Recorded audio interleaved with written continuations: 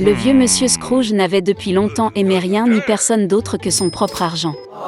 Il ne comprenait pas la joie que Noël et le nouvel an apportaient aux autres. Par conséquent, à la veille des vacances, le vieil homme a refusé de laisser son assistant quitter le travail plus tôt, qui voulait acheter un cadeau pour son fils.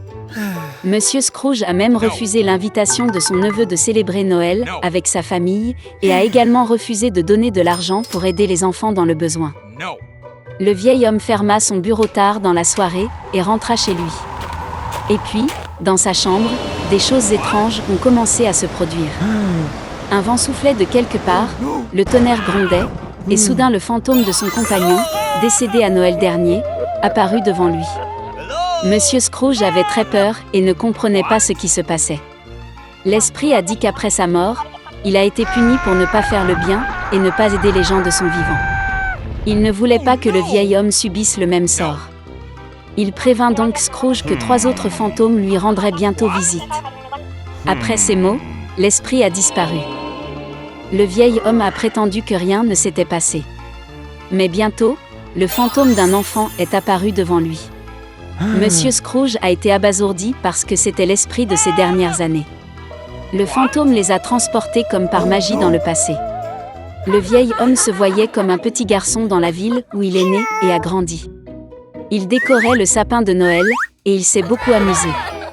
Puis Monsieur Scrooge s'est vu dans sa jeunesse, le jour où, plein de joie et d'espoir, il a proposé à sa bien-aimée. Après cela, le vieil homme s'est vu mûrir. Sa femme pleurait et il ne pouvait pas comprendre pourquoi elle avait décidé de se séparer de lui. Le fait est que Scrooge ne faisait plus attention à elle, mais ne pensait qu'à l'argent. Le vieil homme ne pouvait pas le regarder lui-même de côté et demanda au fantôme de le renvoyer. L'esprit a finalement disparu, mais un autre fantôme est apparu à sa place. Il a porté Scrooge chez son assistant la veille de Noël. Toute la famille était assise à une pauvre table. Le vieil homme était sûr qu'il le détestait tout, mais il devint convaincu que ce n'était pas le cas. L'assistant a porté un toast à la santé de Monsieur Scrooge, et sa femme s'est jointe très volontiers au toast. Et puis le vieil homme a remarqué que le fils de son assistant était malade. Scrooge avait pitié de l'enfant et avait honte de son comportement. Puis le fantôme emmena le vieil homme dans la maison de son neveu. Toute sa famille était heureuse des vacances. Plus important encore, ils ont laissé un siège à la table pour Monsieur Scrooge. Le vieil homme ne s'attendait pas à voir ça, il pensait toujours que toute la famille le détestait. Finalement, le fantôme a disparu, mais l'esprit des années futures est apparu à la place. Il a amené Monsieur Scrooge à ses propres funérailles. Tout le monde a dit que c'était devenu plus facile pour eux lorsque le vieil homme mourut enfin. Ce n'est qu'alors qu'il s'est rendu compte que de toute sa vie, il n'avait apporté de bien à personne. Puis Scrooge vit son assistant porter des fleurs sur la tombe de son fils. Le vieil homme ne pouvait plus le regarder et demanda au fantôme de le ramener. Le 3e esprit a disparu et Scrooge était de retour à la maison. Le vieil homme a finalement décidé de changer pour le mieux. Heureusement, il a constaté que le temps avait reculé de quelques heures. Monsieur Scrooge a décidé de ne pas perdre une minute. Il avait encore le temps de tout changer. Le vieil homme était sincèrement heureux de l'approche de Noël. Il a envoyé la dinde la plus chère et la plus grasse à la maison de son assistant. Scrooge a ensuite envoyé un cadeau au fils de l'aide et a fait don d'une énorme somme d'argent à une association caritative. Après cela, le vieil homme est allé fêter Noël avec son neveu, où toute la famille l'a accueilli. Le lendemain, lorsque l'assistant de Scrooge est venu travailler, il a augmenté son salaire. Pour son fils, le vieil homme est devenu parrain. Monsieur Scrooge a donné au garçon le meilleur traitement possible et il a continué à mener une vie saine.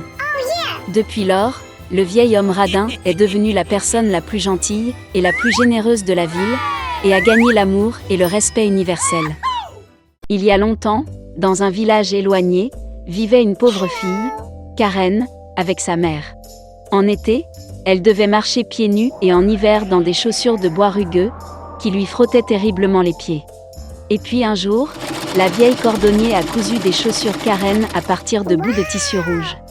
Elle a apporté un cadeau à la fille exactement le jour où la mère de Karen est allée au paradis.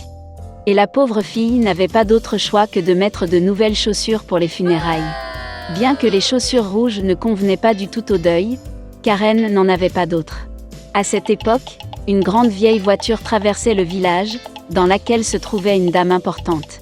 Elle a vu la fille, s'est sentie désolée pour elle et a décidé de la ramener à la maison. Pendant de nombreuses années, Karen a vécu avec une femme et n'a jamais enlevé ses chaussures rouges préférées. Mais la fille a sensiblement grandi, et il est temps d'acheter ses nouvelles chaussures. Alors, la dame a emmené Karen au magasin. La dame était déjà âgée, et ne pouvait donc pas voir la bonne paire de chaussures. Puis, elle a demandé à Karen de choisir les chaussures noires les plus modestes à porter à l'église. Mais dans la vitrine, il y avait des chaussures rouges vifs. Ils étaient exactement comme ceux que le cordonnier avait autrefois confectionnés pour Karen.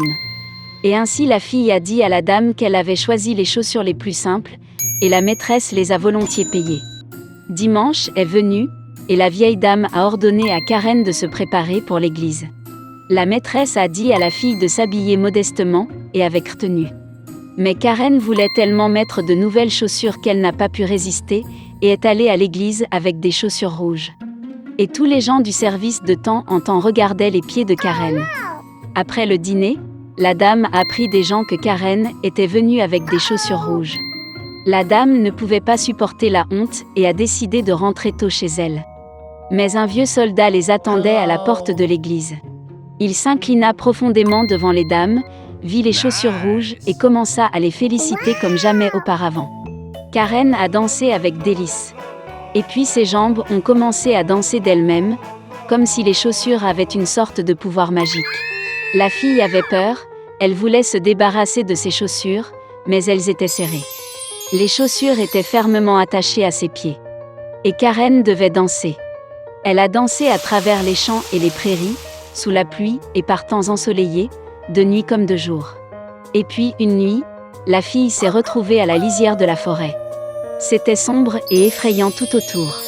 Soudain, une lumière blanche aveugla Karen. C'était un ange dans une longue robe blanche. Derrière ses épaules se trouvaient de grandes ailes qui descendaient jusqu'au sol. Il regarda la fille sévèrement et dit que pour sa tromperie, sa fierté et sa désobéissance, elle danserait pour l'éternité jusqu'à ce qu'elle se fane comme une momie. Avant que Karen n'ait eu le temps de dire un mot, les chaussures l'ont attrapée et l'ont emmenée. Pendant longtemps, les chaussures de la fille ont été portées sur les pierres, à travers les fourrés et les buissons d'épines. Des épines acérées s'enfoncèrent dans les jambes de Karen et les griffèrent en sang. Et puis elle a dansé dans la petite maison isolée du forestier. La fille s'assit sur le porche et pleura amèrement.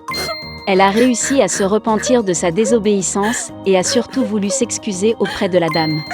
Lorsque le forestier a entendu la fille pleurer, il a eu pitié d'elle et a décidé de l'aider. Puis il prit des ciseaux en argent et coupa les chaussures rouges.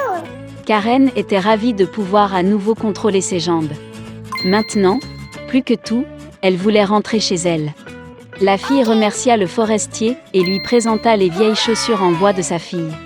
Enfilant ses pantoufles, Karen a remercié à nouveau son sauveteur et a couru à la maison.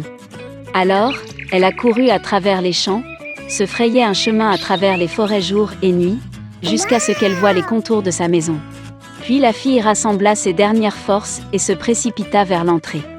Elle courut dans le salon, où était assise une dame triste, qui avait pleuré sa fille nommée toute la semaine. En voyant Karen, la maîtresse rayonnait de joie.